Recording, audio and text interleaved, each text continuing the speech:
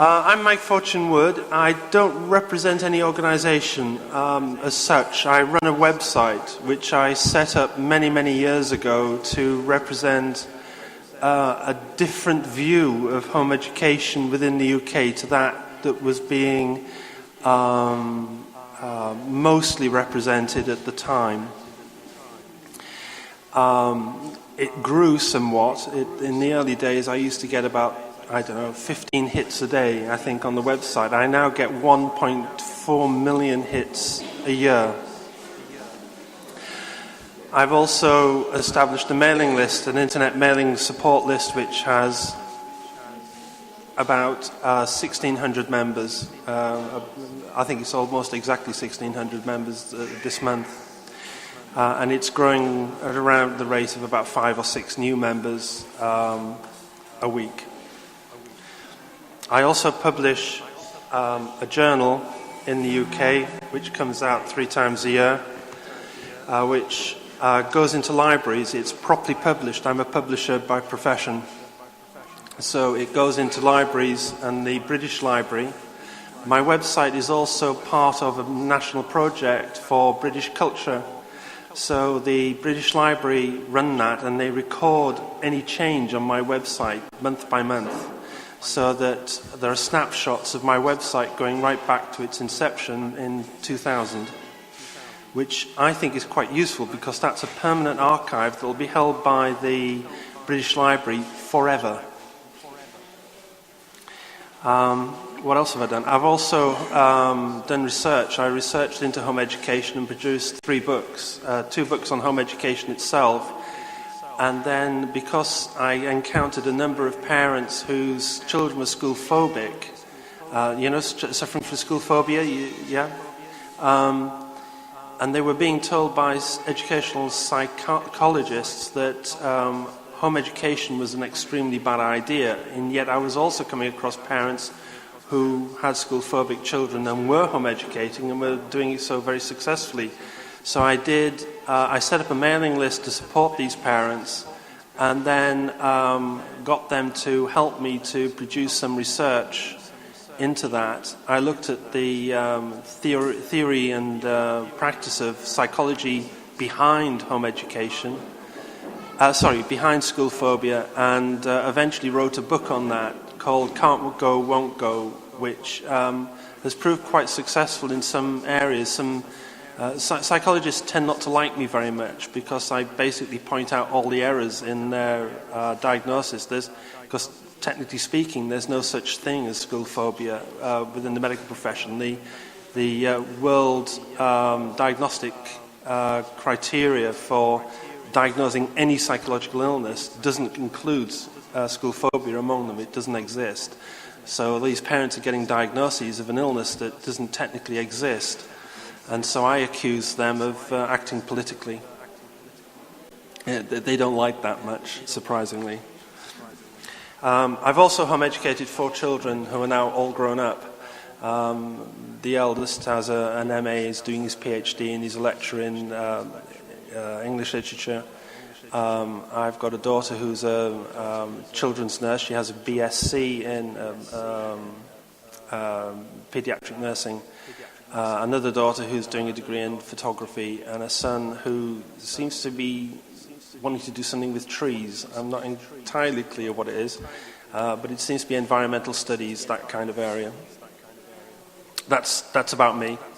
I had a long dialogue online with Dara before this conference was set up, and I've been running Learning Unlimited. I ran the Learning Unlimited mailing list for a long time, and I set up the website that they had and originally the mailing list, but that's all handed over to other people now.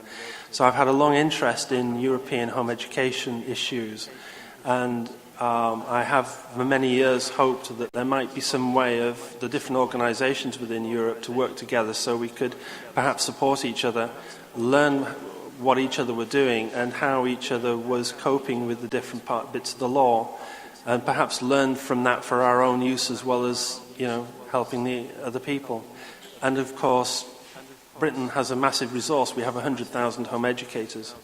So having that behind us is, being able to offer that as a resource to other countries in things like letter writing campaigns could be quite useful. It's useful for many people to have Americans, who have a massive resource, but it's also useful, I think, to have pressure from within Europe as well. And I know that many home educators in Britain have been very happy to take part in that kind of work. I'm primarily going to talk about home education and regulation change. That's what I titled it, but I don't know, I couldn't think of anything better really. But I have an interest in the area of lobbying and how we achieve change and what's necessary before we can actually embark on a process of change. So I'm going to read this because I find it easier to read something, so I hope I hope you're okay with that. The regulatory frameworks governing home educators in some parts of Europe are so severe that lobbying for change is the only realistic option. But to do so without careful preparation would doom us to failure. To enter into negotiation within a hostile political environment is at best hazardous and at worst foolhardy. Outcomes may not only fail to meet our hopes and expectations, they can and often do put us in a worse position than before. Those considering a campaign for change must therefore balance the pros and cons of the situation carefully. Does the probability of hoped-for gain outweigh the possibility of the cost of loss? It's for this reason that home educators in the UK, who have much to lose, have rightly refrained from approaching their government for further concessions. When legislation is proposed, all those with an interest in education or children become involved in the process. Organisations that home educators almost never come in contact with, as well as those who are well-known adversaries, enter the debate. During the recent attempt by the UK government to introduce new legislation in England under what has become known as the Badman reforms, organisations such as the NSPCC, which is a children's welfare charity, the Church of England, St Bernardo's, who run children's homes, several teachers' unions, the Parent Teachers Association, which represents those parents who volunteer for work helping govern schools, because schools in Britain are partly governed by local parents. The local education authorities, of course, the probation service, they're the people who look after those who have been sentenced by the courts to community service or have just been released from prison. Connections, who offer careers advice to government monitoring for teenagers. The Crown Prosecution Service, they're the people responsible who are the lawyers, the state lawyers who prosecute people when they've committed a crime. All of these bodies, all of them, took part in the debate about how the law should change. Only about 3 or 4 of that long list ever have any contact with home education, have any knowledge of home education at all. The rest of them, it was theory. They had a presumption about the way we behaved and then wrote reports into government based on those totally erroneous, bizarre ideas about what home education might be.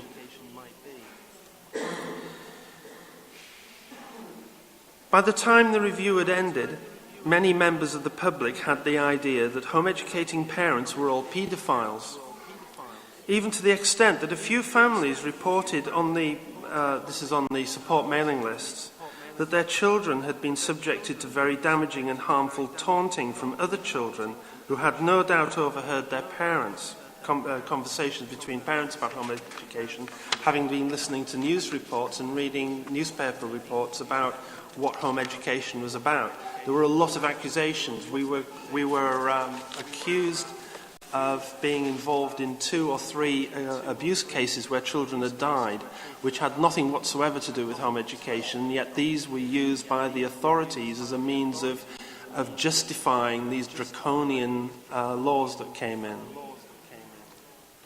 The accusations ranged from forced marriages, criminal activities, abuse, neglect, none of which had any foundation in reality. Since then, there's been a noticeable rise in the interest paid by social services department to home educators. This is primarily because the social workers, like members of the public, have now got the idea that we are a suspect group. The Metropolitan Police Force in London have home education listed on their risk assessment criteria as a prima facie risk, so that if they encounter a child who is home educated, they approach that child as a prima facie is at risk. So basically, if they enter a home and find a home educated child, they will assume the child is at risk. This all came out of the Badman Review. Before the Badman Review, we had none of this. This is what government attention to home educators can result in. It's extremely dangerous if we don't prepare the way beforehand. But this came as an attack. It wasn't something we initiated. As legislation passes through the legislature, many organisations lobby its members, adding damaging amendments. We had one such amendment to a regulation recently in the UK that would have led to a significant delay between a family asking for a deregistration from school to obtaining one. This is something we've worked hard to prevent for many years. An article from HEM magazine, which is a United States, it's an American publication, home education magazine. It's an article I recommend anybody who read. I've got it's online, I've got the address. It says, it is usually a mistake for minorities like homeschoolers to try to have legislation introduced to support them. In the first place, as discussed above, this refers to something else, statutes generally do not grant freedom, they limit it. In addition, it's very difficult to control legislation, which can easily be radically changed by amendments. Introducing homeschool legislation provides a great opportunity for opponents of homeschooling to add such amendments. These amendments increase government regulation of homeschooling, unquote. An additional complication is the behaviour of one's allies, which may not be all that one could hope for. During the same Badman Review in the UK, the government considered what has become known as the Tasmanian model. This was a scheme based upon the home education regulation in Tasmania. Basically, what happens there is a government-appointed committee made up of representatives of the home education community and government appointees would themselves appoint inspectors to regulate and monitor those who were permitted to home educate. The effect of this in Tasmania was to incorporate the only home education support group families had into the government apparatus, thereby effectively removing any and all opposition to government control of how home education is undertaken. The last time I spoke to a Tasmanian home educator, I was told that the government had decided to do without the home educators on the committee and staff it with state officials, thus completing the takeover. Basically what they've done is they've emasculated the only support group, weakened it by taking its representatives and incorporating them into their own organisation, destroying the organisation that was supporting families, and then sacking the home educators on the panel, leaving home educators at the mercy of the state officials. All that remains now for them is to step by step remove parent rights to home educate with little or no organised opposition. The suggestion to adopt this structure in the UK was pounced upon by a small group of home educators. These were the very same group who were widely seen as those best placed to become that committee. They presented a paper detailing how it might be done. This was produced without consultation with any other group or without not talking to the home education community at large, or even with their own membership. The sense of shock and betrayal was immense, and its effect was to undermine the strategies being followed by other groups.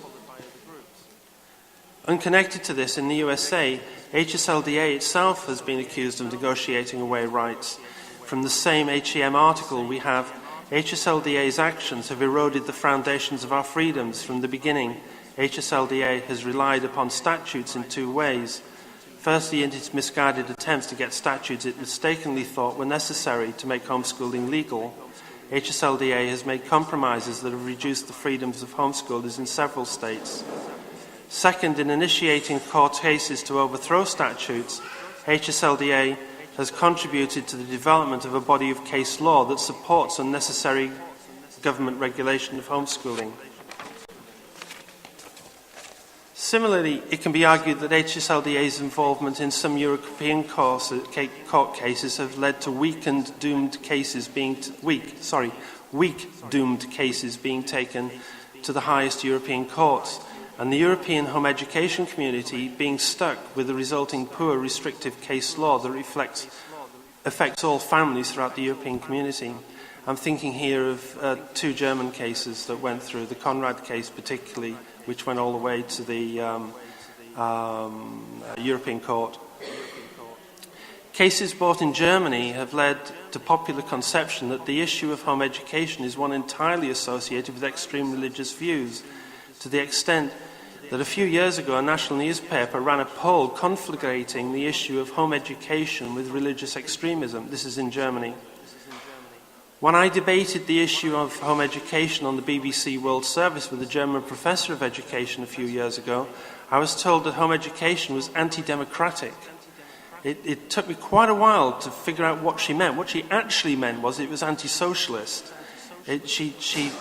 She'd actually equated the two in her mind. She couldn't see that there were, the democratic model had various different ways of interpreting it, and they were all democratic, but to her, the two concepts were so closely linked, she couldn't see that there was a difference. It led to a conversation which wasn't a conversation because there was the very terminology of the conversation didn't match. I couldn't talk to her because even though she was speaking English, it was no language I could understand, and she couldn't understand what the hell I was getting at when I was saying, but home education is the very model of democracy. They see it as socially divisive, and it's what Germans call parallel societies. The Germans are gone, never mind. Once an idea has established itself in the popular mind, it's extremely difficult to alter it. Taking controversial and difficult cases to European courts has, in my view, skewed the popular view of home education in some parts of Europe and put the cause of home education back by decades. The history of legislative change in home education regulation is peppered with examples of how one group or another has negotiated away the rights and freedoms because they were not seen as important to the needs and requirements of that particular group. Oppressive governments pounce upon these divisions and bit by bit negotiate away the freedoms necessary to autonomously educate our children. What then might an alternative approach look like? As an aside, during the Badman Review in the UK, Mr. Badman was able to nominate people to speak before the Select Committee. This is the committee in Parliament that looks at the legislation and looks at amendments. And he actually nominated a home educator. It was one home educator among the 100,000 that seemed to support Mr. Badman. And this was a man who was, he educated his children in an extremely formal way, a very structured form of education. The Badman Review wouldn't have affected him and his family at all. In fact, it would have, in some respects, it would have made it easy because it would have more clearly defined the limits of the education department's ability to interfere with him. But to autonomous home educators like the other 70,000, it would have been an absolute disaster. It would have basically outlawed our ability to home educate in the way in which we'd had done for many, many years. I think a great deal of groundwork... I think a great deal of groundwork is necessary before we attempt to change anything. The watershed in the UK came in 2001 when our national TV channels covered, one of our TV channels covered home education, allowing families to talk about their experience, following families as they lived their lives. It showed home educators as normal families caring about the future of their children. It showed intelligent, aware, well-socialized kids in whom their parents could be justly proud. The program was aired on a Friday evening, and by Monday morning, home education support websites were reporting visitor statistics doubling. This interest in home education never fell back. This was in 2001. It continued steadily to rise from that date on. From then on, when a family mentioned home education to friends and family, or even strangers asking why their children weren't in school, there was a fair chance that the other person had at least heard about home education and were far less likely to be openly hostile. From this point on, home educators were able to take a stronger line with the authorities. In the few cases taken against families, magistrates were less likely to take openly critical positions against families, and local authorities began to invite representatives from local home education groups to speak to them. It was in 2002 was the first time I met with a group of a group of local authorities and a representative from the Department of Education, the national government. The trick, I think, is to gain the empathy of the public. A campaign should not primarily be a legal fight, but one conducted in the press and over the internet. The purpose is to embarrass the authorities, making it hard for them to fall back upon ignorance and prejudice when justifying their poor treatment of us, and making it difficult for them to prove a tangible harm to the child. We need to engage the sympathy of members of the local and national legislature to further weaken the authorities' position. Where we do ultimately take cases to court, only the strongest cases should be taken on. We should not take on causes we cannot win, and certainly not take them to the highest courts where rulings can have devastating effects. We first need to establish links with the media, offer interviews, all to clear the way to sympathetic hearings. We cannot expect to win cases, change the law, take back control of our families by simply taking a case to court. We need to prepare the ground so as to make calls to prejudice more obviously politically risky. That's me finished.